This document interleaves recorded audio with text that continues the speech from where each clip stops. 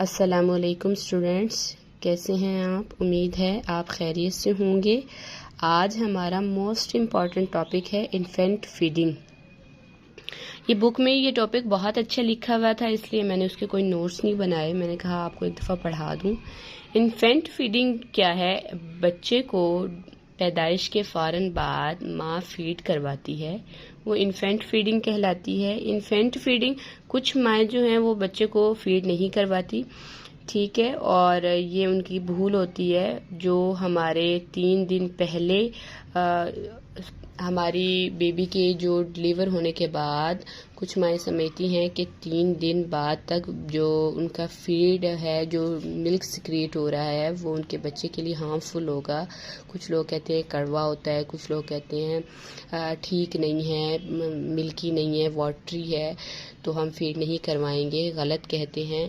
Baby की पैदाइश के फ़ौरन बाद बेबी को फीड करवाना चाहिए। इवन ड्यूरिंग डिलीवरी जब प्लेसेंटा आउट होना होता है तो मदर के ब्रेस्ट पे बेबी को लिटाया जाता है, तो फ़ौरन ब्रेस्ट फीडिंग करवा सकते हैं अगर मिल्क सिक्रीट हो रहा है, ठीक है। अब हम इस टॉपिक को पढ़ते हैं। Infant feeding. Infant feeding is the method of provide adequates feeds qualitative and quantitative to meet to the nutritional needs. वो कहते हैं कि इन्फेंट फीडिंग जो है वो एक ऐसा तरीक़ाकार है जिसमें हम मुहैया करते हैं मुनासिब एंड मयारी और मिकदारी तौर पर, जिसमें बच्चे को ग़िज़ाइयत की ज़रूरत होती है, वो हम तमाम ग़िज़ाइयत मुनासिब तरीके से बच्चे को देते हैं। वो जो तरीका है वो है इन्फेंट फीडिंग। फर्स्ट क्या है? Infant types of feeding. Feeding की टाइप्स क्या हैं? इकसाम कौन सी हैं? There are 2 types of feeding. 2 इकसाम हैं बच्चे को फीड करवाने की। ब्रेस्ट फीडिंग, ब्रेस्ट के थ्रू। आर्टिफिशियल फीडिंग जो है वो होता है फीडर। हम बच्चे को बॉटल लगवा देते हैं, फीडर जिसे बोलते हैं, तो वो आर्टिफिशियल फीडिंग में आता है। ब्रेस्ट फीडिंग क्या है? It is the most common method practised. ये ऐसी मश्क है, ये ऐसा तरीक़ाकार है जो कॉमन पाया जाता है। It is also help to prevent infection. इससे इन्फेक्शन को रोका जा सकता है, ये इन्फेक्शन को रोकने में मदद देता है। आर्टिफिशियल जो है हम फीडिंग बेबी को देते हैं, उसमें क्या होता है, हम बाज़ दफ़ा माँ थकी हुई होती है, अगर किसी माँ का सिज़ेरियन हुआ हुआ है तो वो और ठीक से बॉटल को वॉश नहीं कर पाती, उसी में बेबी को फीड जो है मिल्क डालकर फीड करवा देती है, तो इससे बहुत ज़्यादा जर्म्स जो हैं वो ऑटोमेटिक बेबी में के मुंह के ज़रिए, दूध के ज़रिए, हम बजाय बच्चे को ग़िज़ाइयत देने के मुख्तलिफ़ किस्म के जरासीम पिला रहे होते हैं। तो इसलिए भी उन्होंने कहा है it helps to prevent infection, ये इन्फेक्शन से रोकता है। पहला क्या है? Advantages of breast feeding. Students से पहले ये क्लियर कर दूं, ये जो सिर्फ इतना सा टॉपिक है infant advantages of breast feeding का, ये हमेशा अक्सर और बाज़-औक़ात पेपर में लग जाता है। आप इसे छोटा समझकर स्किप मत कीजिएगा, ये बहुत अहम है। It is ideal in composition and easily digested. ये तरकीब में बहुत,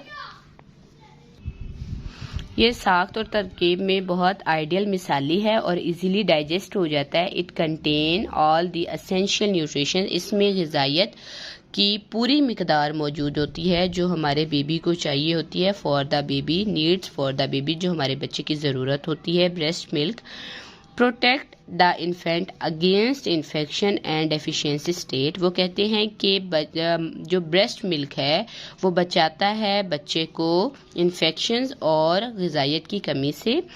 it is the readily available, ये तैयार शुदा मिल जाता है। स्टेरलाइट, जरासीम से पाक होता है। At given to the baby, जो हम बच्चे को देते हैं directly at the body temperature, बच्चे को माँ के और जिस जो हम दर्जा हरारत पर डायरेक्टली बॉडी टेम्परेचर पे माँ जो है बच्चे को तैयार शुदा और जरासीम से पाक दूध दे सकते हैं। It more convenient required no preparation. इसको देने से पहले आपको किसी किस्म की कोई तरीका जो है वो तैयारी नहीं करनी पड़ती, ये बहुत आम और आसान तरीका है। Breast feeding acts as a neonatal contraception and it of major demographic importance in the development of developing countries।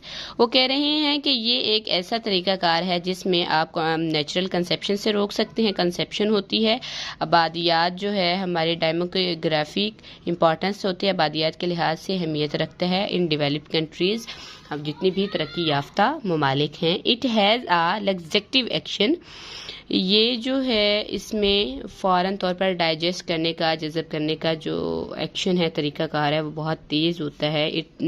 Breast feeding में देयर इज़ नो डेंजर और एलर्जी, किसी किस्म की कोई एलर्जी नहीं होती। It helps to establishing healthy mother and child relationship, वो कहते हैं कि ये माँ और बच्चे के दरमियान एक सेहतमंद ताल्लुक पैदा करता है। चांस ऑफ कंसेप्शन का कोई चांस नहीं होता लेस ड्यूरिंग लैक्टेशन पीरियड, जब माँ बेबी को फीड करवा रही होती है तो सेकंड प्रेगनेंसी का कोई चांस नहीं होता है। Breast feeding helps in involution of uterus, breast feeding uterus को अपनी नॉन प्रेग्नेंट स्टेट में जाने में हेल्प करती है।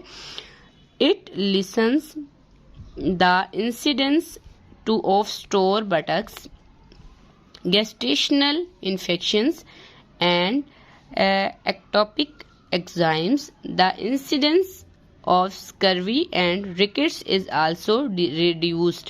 वो कहते हैं कि इसमें जो है वाक़यात होते हैं, इसमें आपको मैदे और मुख्तलिफ़ किस्म के इन्फेक्शन से बचा जा सकता है, किसी भी किस्म की डेफिशिएंसी से बचा जा सकता है। ब्रेस्ट फीडिंग के बहुत से एडवांटेजेस हैं और मदर को चाहिए कि वो बेबी को ब्रेस्ट फीड ही करवाए, बॉटल फीड से अवॉइड करे। आर्टिफिशियल चीज़ें उस सूरत में दी जाती हैं जब आपके पास नेचुरल चीज़ें अवेल ना हों। ठीक है, बाज़ दफ़ा ऐसे होता है कि मदर की डेथ हो जाती है तो बेबी को आर्टिफिशियल फीडिंग करवाई जाती है, ये उसकी ज़रूरत थी और वक्त की नज़ाकत थी, इसलिए हमने उन्हें बॉटल फीडिंग और आर्टिफिशियल फीडिंग दी। अगर माँ अलाइव हो तो माँ को चाहिए कि वो बच्चे को ब्रेस्ट फीड ही दे। ठीक है, बहुत अच्छे से टॉपिक याद कीजिएगा। उम्मीद है आपको इस टॉपिक की समझ आई होगी। मेरा चैनल लाइक और सब्सक्राइब कर दीजिएगा। इंशाल्लाह आपको जल्द ही दूसरी वीडियो मिलेगी। वालेकुम सलाम, अल्लाह हाफ़िज़।